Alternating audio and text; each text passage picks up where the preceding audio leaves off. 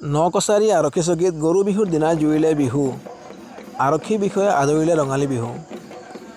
অসমীয়াৰ বাপতিসাহোন ৰঙালী বিহুটি অহাৰ লগে লগে সকলোৰে মন প্ৰাণ উজ্বলি উঠা দেখা যায়। যেনেকুৱা লোকেই নহওক বিহু দেখিলে প্ৰকৃত অসমীয়া ৰৈ থাকিব নোৱাৰে। শনিবাৰে গৰু বিহুৰ দিনাই তেনে দৃশ্য দেখা পোৱা গ'ল মৰিয়নি নকছাৰীত।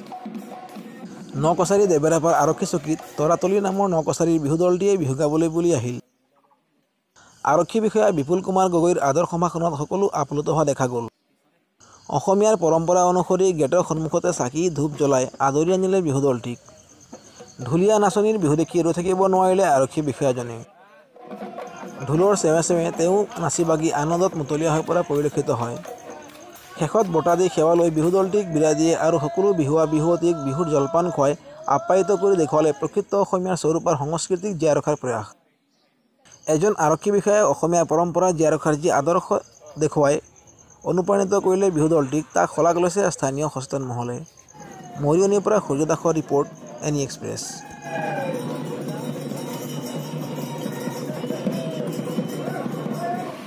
13টা বছৰ আমি আগত কৰিছিলোঁ, মাজতে 3 বছৰ আমাৰ কিবা অসুবিধাৰ কাৰণে আমি নকৰিলোঁ। এইবাৰ আকৌ পুনৰবাৰ আমি ওলাইছোঁ ৰাইজৰ আশীষ বিচাৰি। আৰু ছাৰসকলকো ক'লোঁ, প্ৰথম আমি পদধূলাটো এই আমাৰ দেৱাপাৰা আৰক্ষী চকীতে দিলোঁ।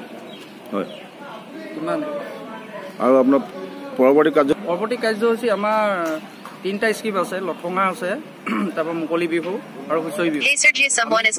আমি মানে শিৱসাগৰ ফালে এতিয়া আমাৰ লঠঙা আছে, লঠঙা কৰিবলৈ যাম বুলি আমি ভাবি আছোঁ।